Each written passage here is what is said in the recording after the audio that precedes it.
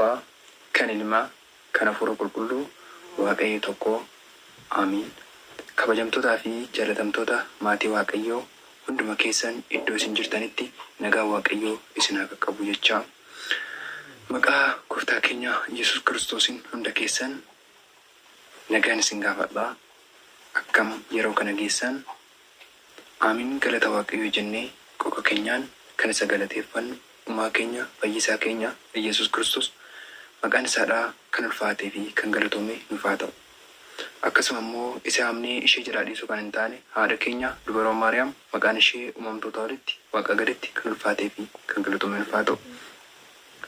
Egaa osoo gara barnoota keenyatti hin seeniin duratti warri toora yuutuubii keenyaatiif haarawaa kan taatan subscribe gochuudhaan akkasuma immoo warri yaada yookaan immoo gaafii warri qabdan koomentii jalatti akka nu keessan akkasuma immoo warri toora telegiraamiidhaatiinis haarawaa taatan akkasuma join akka gootan kabajaadhaan isin gaafachaa kallattumaan gara barnoota keenyatti deemnaa jechuudha. Mata dureen keenya barnoota irraa godhannee kan waliin ilaallu kiristaanni maaliif adii uffata? Maaliif adii uffachuun nu barbaachise? Maali suufii kaannee yoo deemne? Maali uffata gati jabeessa qabannee yoo deemne? Sunoo maali? Maaliin fakkeeffamee kiristaanni uffata adii uffatee gara mana amantaatti deema kan jiru kana gabaabsinee kan waliin ilaallu ta'a. Gooftaan keenya fayyisaan keenya haccitii isaadhaa isa dhukkataa akka nu barsiisuuf uumaa keenya fayyisaa keenya fedhaa fi hayyama isaadhaa nuuf haa ta'u. Egaa maaliif adii uffanna? Ragaa akka abboonni keenya ibsanii fi akkaataa macaafa qulqulluu keessa jirutti gabaabsinee kan waliin ilaallu ta'a. Abboonni keenya qulqulloonni kiristaanni tokko adii waan uffatuuf wantoota gurguddoo afuriidhaaf jedhanii lafa kaa'an. Isaanoo maal kan jiru waliin ilaalla. Tokkoffaa irratti kiristaanni tokko adii wanta inni uffatuuf Kiristoosiin fakkeenya taasifachuudhaan yookaan immoo Kiristoosii fakkaachuudhaan. Kana yeroo jennutti duuka bu'oota Gooftaa keenyaa Yesuus Kiristoos keessaa duuka bu'oota ejjitii kanneen jedhaman sadiitu jira. Isaan sunis immoo Phexros, Yohaannisii fi Yaaqoob kanneen jedhamanidha.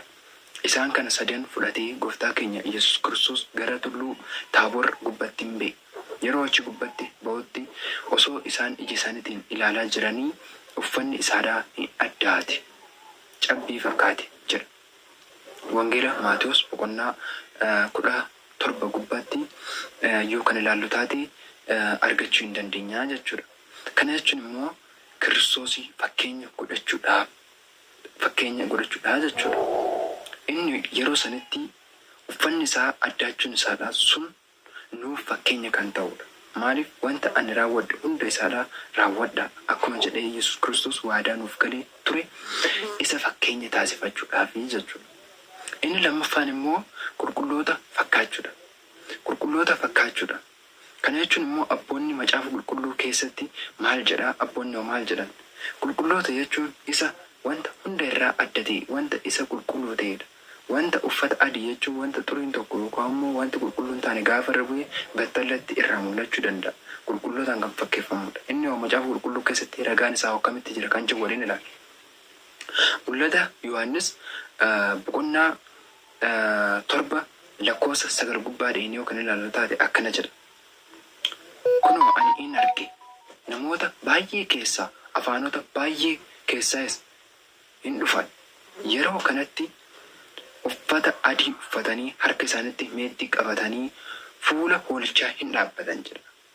Hoolicha kan jedhame Gooftaa keenya fayyisaa keenya Yesuus Kiristoosidha. Qulqullichi Phaawulos ergaa isaa warra Qorontos keessatti akkana jedhe. Hoolichi isiniif jedhee lubbuu isaa dabarsee laatee jira hoo? Isinoo jaalala isaatiin dhaabbadhaa. Wanni inni amboome hunda isaa raawwadhaa jechuudhaan nu barsee jira. Hoolicha kan jedhame Gooftaa keenya Yesuus Kiristoosidha jechuudha. Hoolichi aarsaadhaaf kan ta'u, aarsaadhaaf dhiyaatee araara Waaqayyoo biraa kan argattu. Inni immoo mataa isaatiin osuma Waaqayyoo ta'ee jiru aarsaa ofii isaatiif taasifame nu fayyisee jechuudha. Kanaaf hoolicha jedhame. Hoolicha duraan dhaabbatan kan jedhe kanuma. Inni ragaan inni biraadha immoo mul'atuma Yohaannis boqonnaa 6 lakkoofsa 9 irraa hamma 12 gidduutti yoo ilaaltan taate argachuu hin dandeenya jechuudha. Inni sadaffaan immoo ergamoota fakkaachuudha. Ergamoota fakkaachuudha. Tokkoffaa Kiristoos fakkeenya godhanne, lammaffaa qulqulloota fakkaachuu, sadaffaan immoo ergamoota fakkaachuu. Akkamitti? Nuyi adii uffanneef ergamoota fakkaachuu dandeenyaa?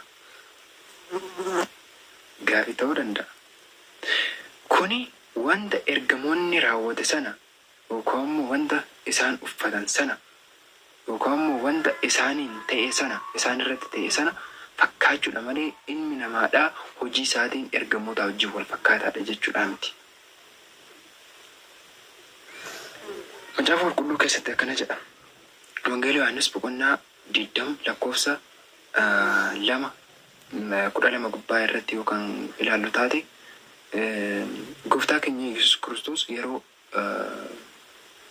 lubbuu isaatiin boqotee akkasuma immoo duukoboonni isaa fuudhanii yeroo iddoo awwaalchaa isa geessanitti guyyaa sadaffaa irratti immoo awwaalcha dhiigii ka'ee ture. Yeroo kanatti immoo Maariyaam Magdalaawii deemtee yeroo isa bira dheeytutti awwaalchi duwwaa ture.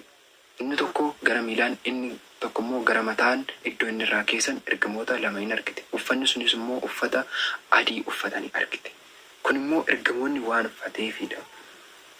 Ergamoota fakkaachuu kan jennuuf kanaadha. Kiristoos fakkaachuu jechuun ilmi namaa Kiristoosii wanta Kiristoos raawwate hunda isaa hin raawwata jechuudha miti. Gochaa isaatiin isa duuka bu'uudha malee. Inni afuraffaan immoo kiristaanummaan jireenyi isaadhaa lafa kana irra osoo hin taane samii irra yookaan immoo abdii isa samiidhaa ta'uudhaaf kan ragaa ba'uudha jechuudha. Samii yeroo ilaallutti isa baay'ee namatti toluudha. Isa qulqulluu ta'edha. Isa adii ta'edha. Jireenya keenya jireenya isa samiiti. Jireenya isa qulqulluudhaa jechuudha. Isa saniin fakkeeffamuudhaaf wantoota qulqulluu afran kanaan fakkeeffamuudhaaf adii uffannaa jechuudha. Waldaalee garaagaraa kan biraa keessatti arguu dandeenya. Akkasuma immoo amantoota biraatis ilaaluu dandeessa. Hundi isaatu adeemsota itti deemuu qaba. Garuu namni tokko kiristaanummaa mana amantaa keenyaa Itoophiyaa Ortodoksii Tawaahidoo keessatti yeroo mana qulqullummaa deemnu uffata adii uffannee deemna.